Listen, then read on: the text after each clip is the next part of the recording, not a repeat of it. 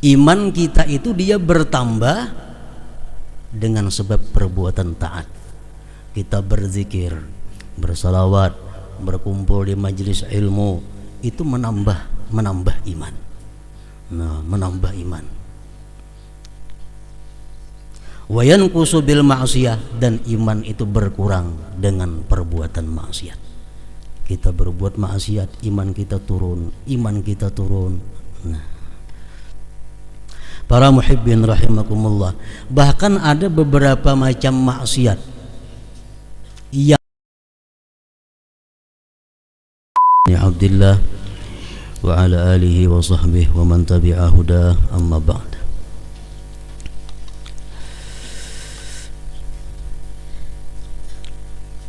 Yang kita hormati dan kita cintai para habaib, alim ulama, guru-guru agama, para muhibbin, hadirin dan hadirat rahimakumullah. Pertama-tama senantiasa kita panjatkan puji syukur kehadirat Allah Subhanahu wa ta'ala atas limpahan anugerah yang selalu diberikan kepada kita semua. Dan juga salawat dan salam selalu kita haturkan ke haribaan junjungan kita Nabi besar Muhammad sallallahu alaihi wasallam, dan kepada seluruh keluarga, para sahabat, zurriyat dan pengikut ila yaumil qiyamah.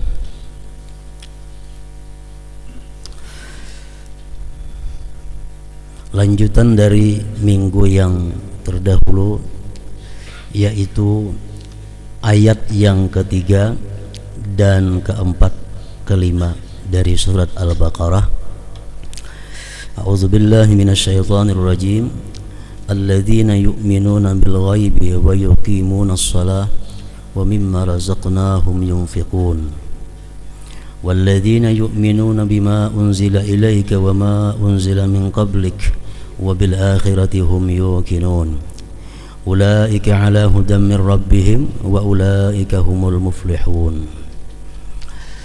Terjemah daripada ayat itu adalah orang-orang yang beriman dengan yang gaib. Orang-orang yang beriman dengan yang gaib dan mendirikan atau menegakkan sembahyang, dan daripada rizki yang kami berikan kepada mereka, mereka menafkahkannya. Dan orang-orang yang beriman dengan kitab yang diturunkan kepada engkau dan kitab yang diturunkan dari sebelum engkau, dan dengan akhirat mereka itu meyakini. Mereka itulah atas petunjuk dari Tuhan mereka, dan mereka itulah orang-orang yang beruntung. Nah, para muhibbin rahimakumullah, dari tiga ayat ini, ayat ketiga, keempat, dan kelima, para ulama tafsir menyimpulkan bahwa miftahul huda wal falah khamsatun. Kunci daripada petunjuk dan keberuntungan dunia akhirat itu ada pada 5 perkara. Orang-orang yang beruntung dunia akhirat, orang-orang yang selalu berada di jalan petunjuk Allah, ialah orang-orang yang mengerjakan, melakukan 5 perkara di dalam ayat-ayat tersebut tadi. Yang 5 perkara itu adalah, pertama, alladzina yu'minuna bil ghaib. Artinya al-iman bil ghaib, beriman dengan yang gaib. Yang kedua, iqamus shalah, menegakkan, mendirikan sembahyang. Yang ketiga, infaqul malil halal fi wajhim masyru', menafkahkan, mengeluarkan harta yang halal pada jalan yang disyariatkan. Yang keempat, al-iman bil Qur'an wal kutubis samawiyah, beriman dengan Al-Qur'an dan seluruh kitab-kitab samawi. Dan yang kelima, al-yakin bil akhirah, yakin dengan akhirat. Nah, 5 perkara itu miftahul huda wal falah, kunci petunjuk dan keberuntungan. Jadi yang pertama, al-iman bil ghaib. Iman itu artinya menurut sebahagian para ulama dari berbagai macam pendapat. Kita ambil salah satunya adalah iman itu huwa tasdiqul qalbiyyu. Artinya membenarkannya hati. Jadi iman ini artinya perkara hati. Hati membenarkan. Itu iman. Gaib itu artinya maghaba 'anil hawasil khams, sesuatu yang tidak terjangkau oleh panca indera yang 5 ini. Itu gaib. Yang kada terjangkau oleh panca indera, yang kada bisa diperdapati oleh panca indera yang 5. Fayadkhulu fihi, maka termasuklah di situ at-tasdiqul qalbi, membenarkannya hati, billah, dengan Allah, wa malaikatihi, malaikatnya, wa kutubihi, kitab-kitabnya, wa rusulihi, rasul-rasulnya, wal yaumil akhir, hari kiamat, wa bil qadar, dengan takdir khairihi wa syarrihi, baik dan buruknya, minallah, dari Allah subhanahu wa ta'ala. Nah, itu perkara yang gaib. Bila kita percaya kepada yang tersebut tadi, sudah termasuk kita dalam alladzina yu'minuna bil ghaib. Allah itu gaib. Kenapa? Karena bisa dilihat dengan mata zahir ini.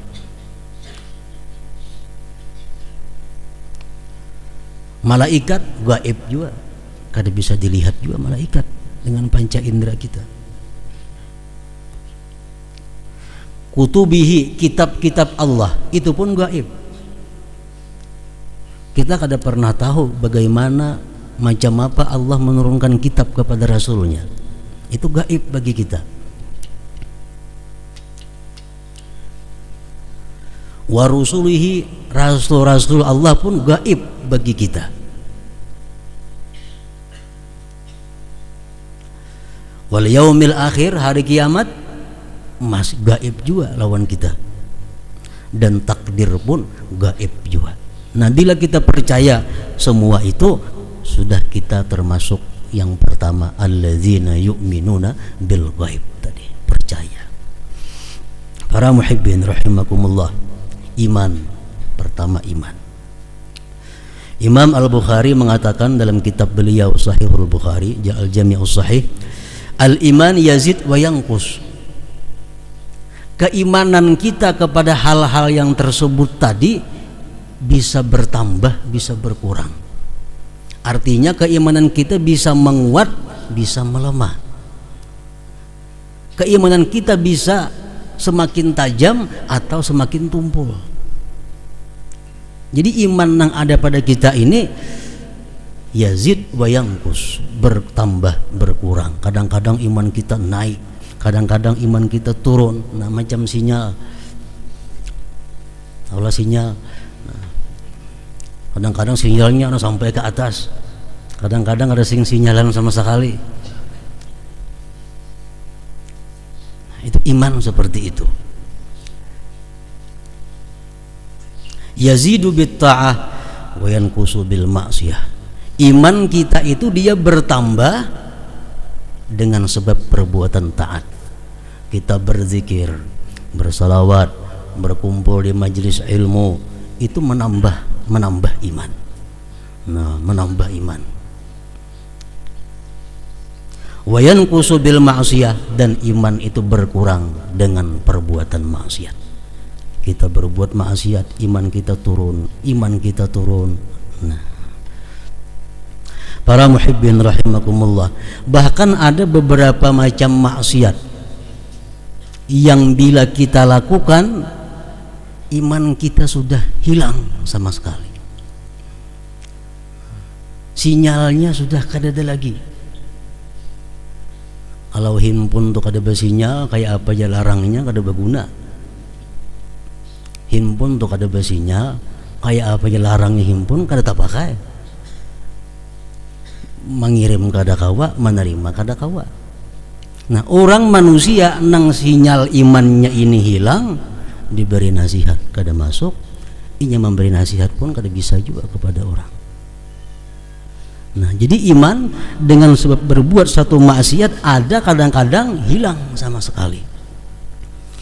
Rasulullah sallallahu alaihi wasallam bersabda, "Man zana aw syaribal khamra naza'allahu minhul iman kama yakhla'ul insanul ghamisa min ra'sih." Rawahul Hakim. Barang siapa berzina atau dia meminum minuman keras, Allah cabut daripadanya iman sebagaimana melepaskan seseorang akan bajunya dari kepalanya. Nah, jadi perbuatan zina menghilangkan iman sama sekali. Minum minuman keras menghilangkan iman. Allah cabut iman seperti kita memacul baju gamis ke atas.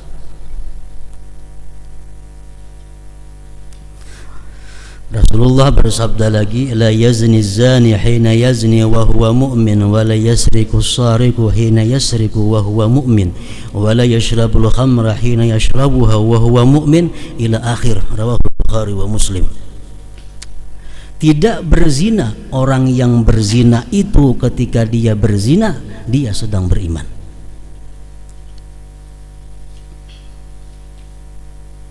Tidak mencuri orang yang mencuri itu ketika dia mencuri dia sedang beriman. Dan tidak minum minuman keras orang yang minum minuman keras ketika dia minum minuman keras itu dia sedang beriman. Jadi artinya orang yang melakukan tiga perkara itu waktu dia melakukan itu imannya kada ada sama sekali.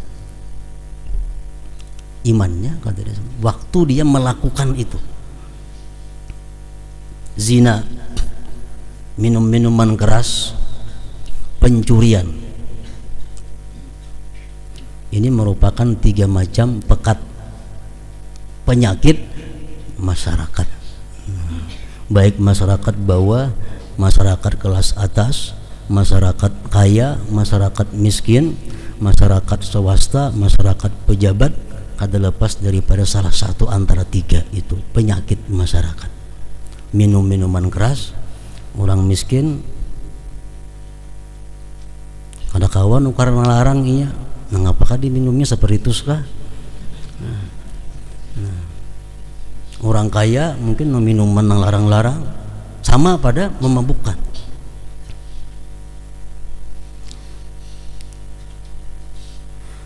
Nah, kenapa tiga macam ini maksiat sampai menghilangkan iman waktu kita melakukannya? Waktu seseorang melakukan itu hilang imannya. Pertama adalah zina. Perbuatan zina ini begitu keras ancaman Allah sampai-sampai ada sebagian ulama menyebutkan dalam kitab Al-Kabair ini peringkat 2 sesudah syirik dengan Allah. Zina ini menghancurkan tatanan masyarakat, dan zina ini kalau dia jadi anak akan menumbuhkan generasi yang haram. Bila generasi haram ini berkembang biak, otomatis dipenuhi manusia yang haram. Nah, itu sebabnya zina ini. Rasulullah menyatakan dalam hadis, la yadkhulul jannata lahmun nabata min haram. Tidak masuk surga daging yang tumbuh daripada yang haram. Pannaru aulabih, neraka lebih patut dengannya. Itu daging yang diberi makan dengan makanan yang haram, apalagi sebagian awaknya daripada yang haram. Kalau di kampung kita ada 10 generasi haram macam ini, hancur kampung kita. Kenapa sebabnya? Karena generasi yang badannya ini haram, perbuatannya tentu akan berbuat kerusakan-kerusakan di muka bumi ini. Pertama itu, makanya orang berzina itu hilang iman waktu dia berzina itu. Dan lagi Rasulullah SAW bersabda, Man zana zuniya bih. Barang siapa berzina maka akan dizinai orang juga dia. Maksudnya siapa berzina akan dizinahi orang juga bininya atau anaknya atau keturunannya. Ini Rasulullah mengatakan demikian dalam kitab Al-Jami'us Shaghir Imam Suyuti. Man zana zuniya bihi. Bila kita berzina, bini kita kena jaga. Kada bini anak, kada anak cucu, kada cucu pembantu. Nah ini Rasulullah sudah mengatakan man zana zuniya bihi. Makanya keras larangan Allah terhadap zina ini. Di dalam kitab Faidul Qadir Syarah Jami'us Shaghir disebutkan di situ, inna waladaz zina la yadkhulul jannah ila sab'ati aba fa khaffafa Allahu an hadhihi al-ummah ja'alaha ila khamsati aba. Anak zina tidak masuk surga sampai 7 turunan. Kemudian Allah meringankan untuk ini umat Nabi Muhammad sallallahu alaihi wasallam, Allah jadikan menjadi 5 generasi keturunan. Nah itu anak zina. Waladuz zina syarru thalasah, kata Rasulullah. Anak zina ini yang paling jahat di antara 3. Abahnya, laki-lakinya, bebiniannya, anaknya kena. Abahnya jahat karena berzina, mamanya jahat karena berzina. Anaknya yang paling jahat. Anaknya. Nah jadi zina ini kalau andai kata dibiarkan, timbullah generasi-generasi yang haram, timbullah generasi-generasi yang akan berbuat kekacauan di masyarakat nantinya. Makanya talitiha manusia nang beda macam-macam, berarti keturunannya kayak apa? Barangkali asal usulnya kada jelas. Jadi hati-hati memilih minantu, calon minantu, bujur-bujur lihat anaknya nah, bakal laki anak nih, anak siapa, cucu siapa, buyut siapa, cicit siapa, menyatahu. Nah, minimal ingat kai, ini anak si Fulan orang soleh, anak si Fulan lagi. Nah ayo, jangan sembarangan mengambil minantu. Jangan karena sugihnya, jangan karena jabatannya, jangan karena ketampanannya ambil minantu. Anak siapa kada jadi masalah. Nah ini kena merusak anak kita nang ada pulang. Maka penyakit nang kayak ini lakas menjalarnya daripada kita kebaikan menjalar kepada orang lain. Nah, zina itu. Yang kedua tadi yang menghilangkan iman, minum arak, minum minuman keras. Rasulullah sallallahu alaihi wasallam bersabda, "Man syaribal khamra wa lam yaskar aradallahu anhu 40 lailah wa man syaribal khamra wa sakira lam yaqbal minhu sarfa wa la adla 40 lailah fa in mata fiha mata ka'abidi wa san." Rawahul Hakim. Barang siapa minum minuman keras dan dia tidak mabuk, Allah berpaling daripadanya selama 40 malam. Barang siapa minum minuman keras dan dia mabuk, Allah tidak akan menerima ibadah fardu, ibadah sunatnya 40 malam.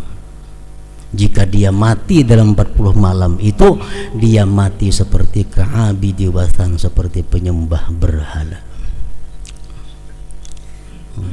Kirakan orang-orang mati nang overdosis itu kayak apa? Orang mati kebanyakan minuman keras mati. Nah itu 40 hari itu masih berpengaruh, apalagi saat itu. Nah jadi minum arak meruntuhkan iman. Zina, minum arak, mencuri. Zina berhubungan dengan keturunan keluarga. Arak berhubungan dengan individu seseorang, akal manusia. Yang ketiga mencuri. La yasriku sariku hina yasrik wa huwa mu'min, kata Rasulullah. Tidak mencuri orang yang mencuri itu ketika dia mencuri dia beriman. Nah, mencuri ini dilarang keras karena mengambil harta dengan cara yang batil. Mencuri, mencuntan ya kita. Mencuri itu mengambil harta orang secara sembunyi. Akhdhu malil ghair bi hirzi mislihi khufyah. Ta'rifnya sariqah itu. Mencuri harta orang lain secara sembunyi yang letaknya di tempat yang tersembunyi, di tempat yang aman. Nah, orang yang mencuri harta seseorang hilang imannya. Kita bayangkan bagaimana kalau orang yang merampok. Lebih lagi, kalau orang yang merampok sudah lebih daripada mencuri lagi, kita bayangkan bagaimana orang-orang yang korupsi itu.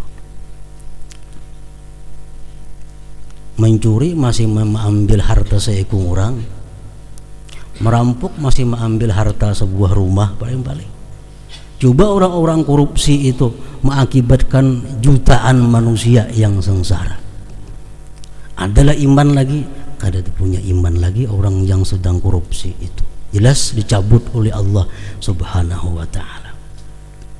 Jutaan masyarakat nang sengsara gara-gara korupsi ini. Minyak jadi larang, listrik sapaja-paja, semua larang gara-gara apa? Korupsi. Tentu orang yang koruptor itu jelas sudah kada punya iman lagi. Bila orang kada punya iman, dia melakukan satu ibadah ngarannya kemunafikan. Orang munafik, orang kada punya iman tapi dia sembahyang, kelanggar, naik haji, itu munafik. Hatinya kada punya iman. Jadinya berbuat baik hanya minta tangguh benar aja. Minta tangguh. Pada aku orang nang sosial, pada aku orang nang ahli ibadah, aku suka kebaikan, aku suka habaib. Padahal imannya kada ada. Nah, jadi iman kita bertambah kalau kita taat kepada Allah. Iman kita bertambah kalau kita dekat dengan orang-orang yang dekat dengan Allah. Iman kita turun habis kalau kita melakukan beberapa macam hal maksiat tadi. Nah, itu alladzina yu'minuna bil ghaib, orang-orang yang beriman dengan gaib, dengan yang gaib. Yang kedua, kunci keberuntungan tadi adalah iqamus salah, mendirikan salat, menegakkan salat. Menegakkan salat lain dengan orang yang mengerjakan salat. Orang nang manajak tihang lain lawan orang yang menegakkan tihang. Manajak tihang ya, asal betajak aja condong kemana kada jadi masalah, asal betajak. Tapi kalau menegakkan tiang, nah tegak. Allah mencela orang-orang yang salat dalam Al-Quran. Allah memuji orang yang menegakkan salat. Fawailun lil musallin, celaka orang-orang yang sembahyang, dicela Allah. Tapi Allah menyuruh kita bukan sekedar sembahyang, tapi wa yuqimunas shalah, mendirikan sembahyang. Kenapa sebabnya?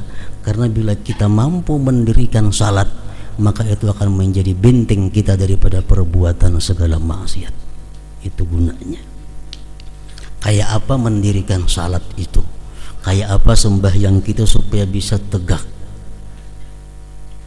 Para ulama suluk mengatakan bahwa yang dimaksud dengan iqamus salah, mendirikan salat itu adalah fi'lus syurut wal arkan was sunan wa tarkul mubtilat wal muharramat wal makruhat zahiran wa batina.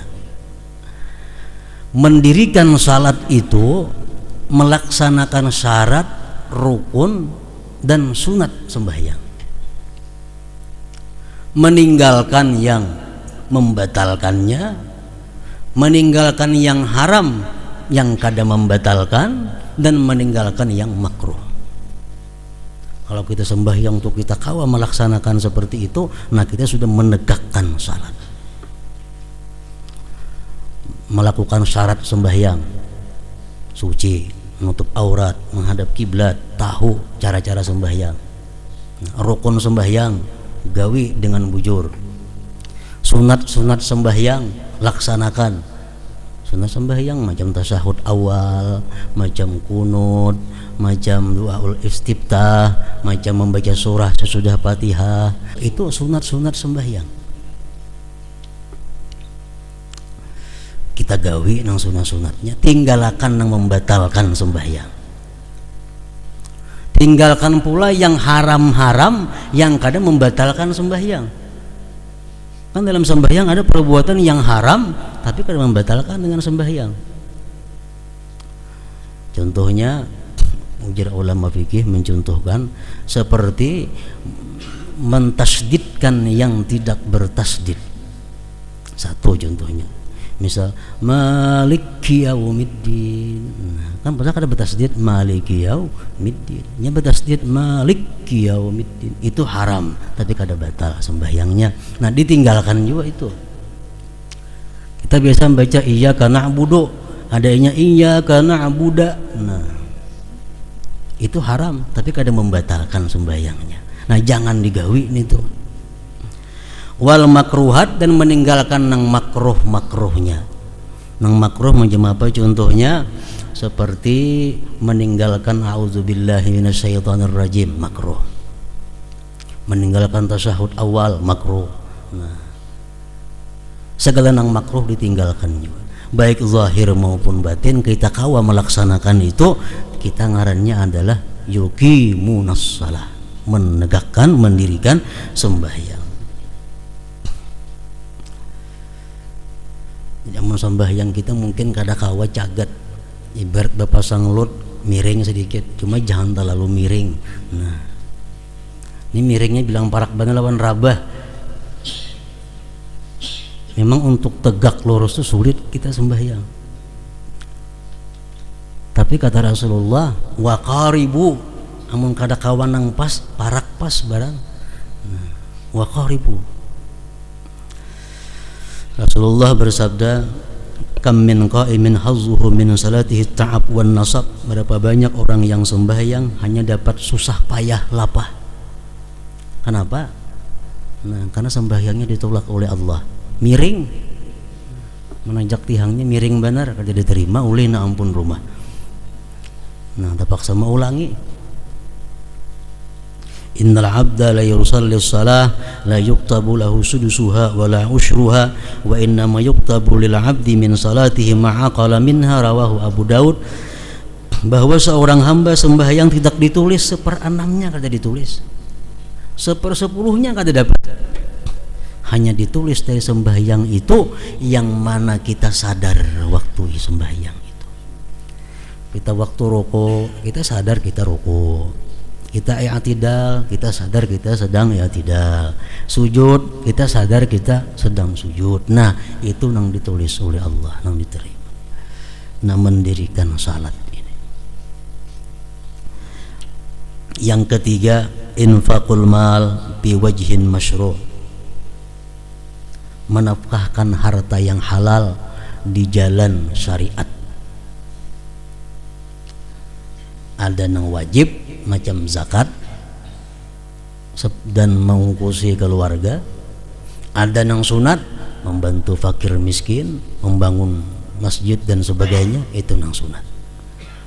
Infak malil halal, yang diberikan itu, yang dinafkahkan itu adalah harta yang halal. Kalau hartanya harta haram, jangan dinafkahkan. Kenapa? Kembalikan kepada ampunnya. Kita ini biasa harta haram, diwakapakan jangan. Unjuk lawan ampunnya siapa?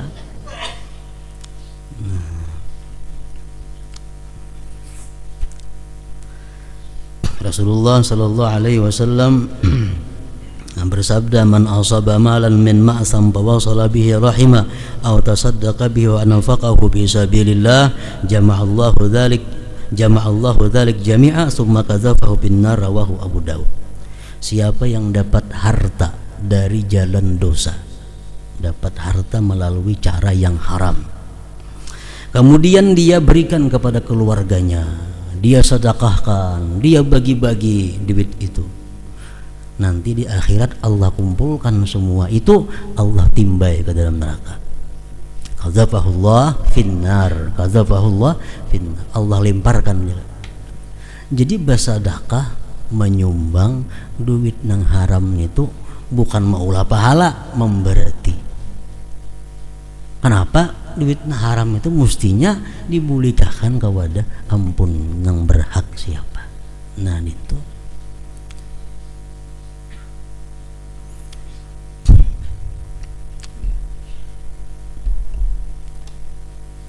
Riba contohnya.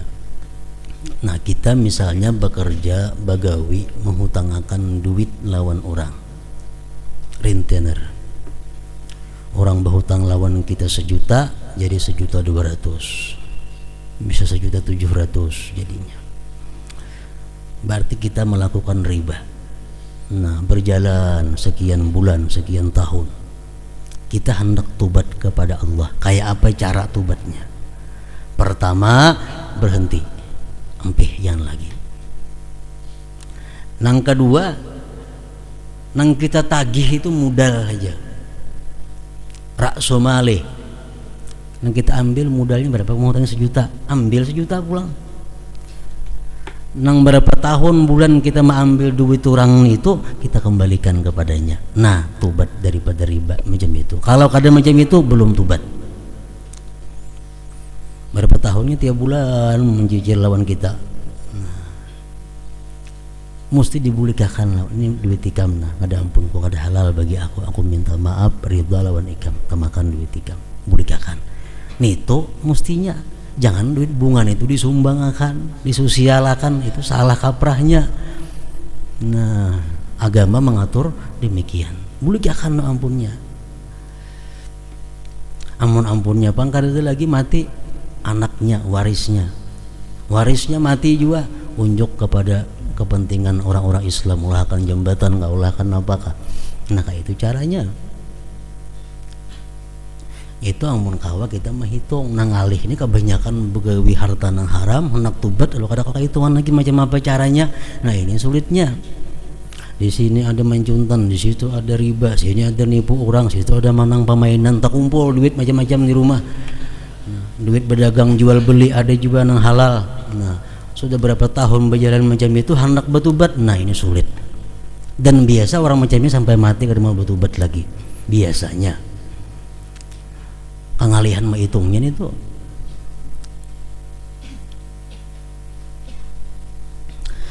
Jadi infaqul malil halal fi wajhin masyru'. Yang ketiga, menafkahkan harta yang halal pada jalan syariat, jalan yang dibenarkan. Jadi duitnya duit halal, menggunakannya pun ke jalan yang dibolehkan, diizinkan oleh syariat. Yang keempat, daripada kunci keberuntungan dunia akhirat adalah beriman dengan Quran dan beriman dengan kutubus samawiyah. Abi Dzar pernah bertanya kepada Rasulullah, kam kitaban anzalallah, wahai Rasulullah, berapa jumlah kitab yang diturunkan Allah ke dunia ini? Qala, menjawab Rasulullah, mi'atu kitabin wa arba'atu kutubin, 104 kitab jumlahnya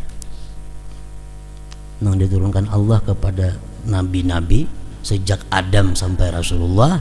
Ada 104 kitab. Nah itu wajib kita percaya bahwa kitab-kitab samawi itu diturunkan oleh Allah subhanahu wa ta'ala.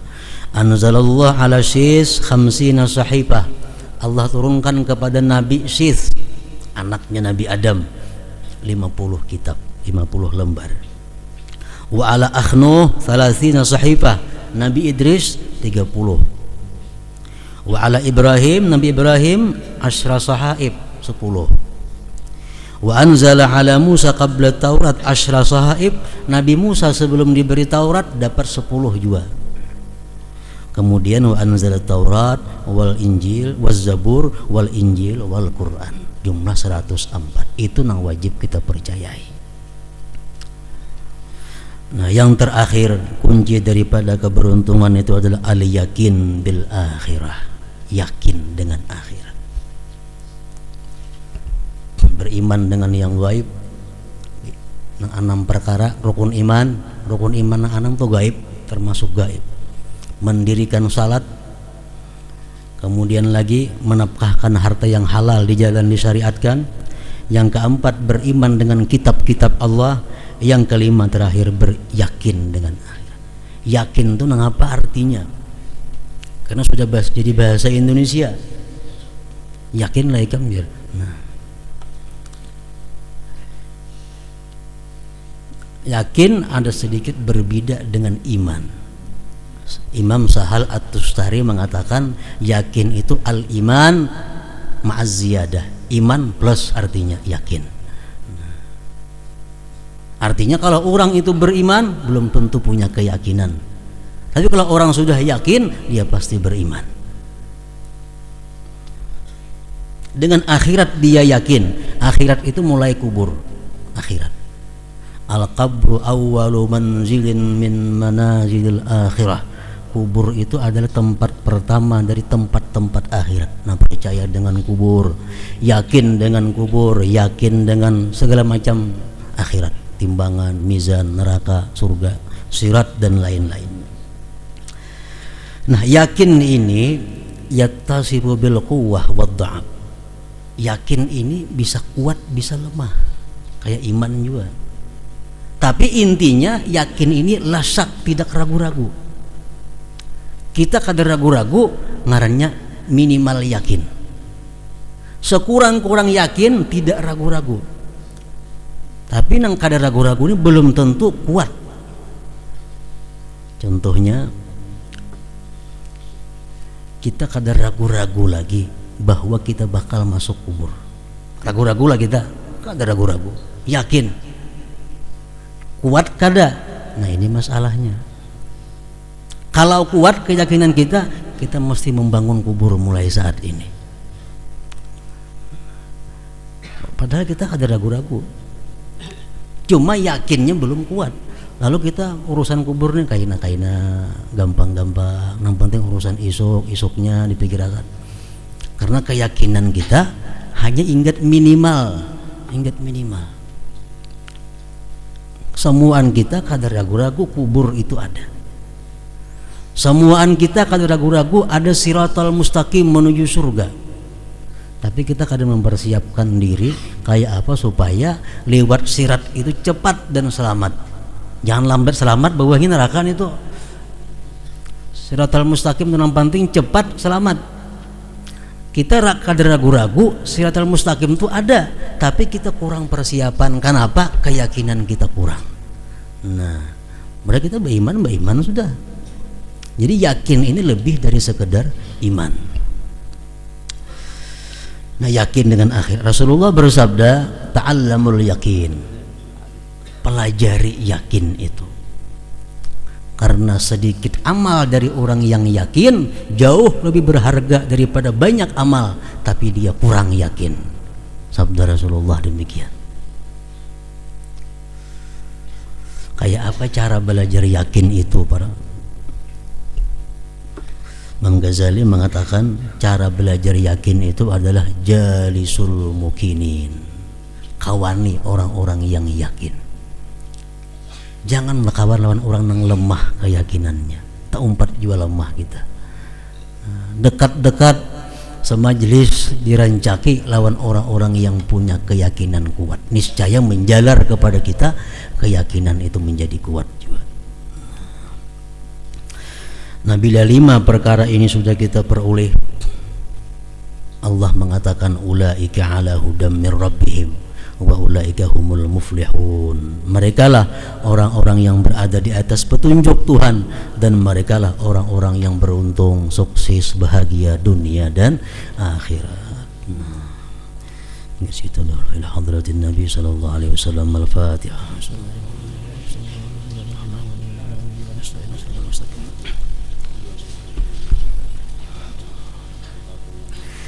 أشهد أن لا إله إلا الله وحده لا شريك له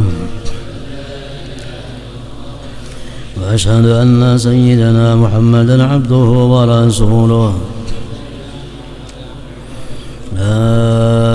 إله إلا الله نستغفر الله لا إله إلا الله نستغفر الله لا إله إلا الله نستغفر الله لا إله إلا الله ونتوب إلى الله لا إله إلا الله محمد رسول الله صلى الله عليه وسلم فيا أيها الرجل منه شفاعة صلوا عليه وسلموا تسليما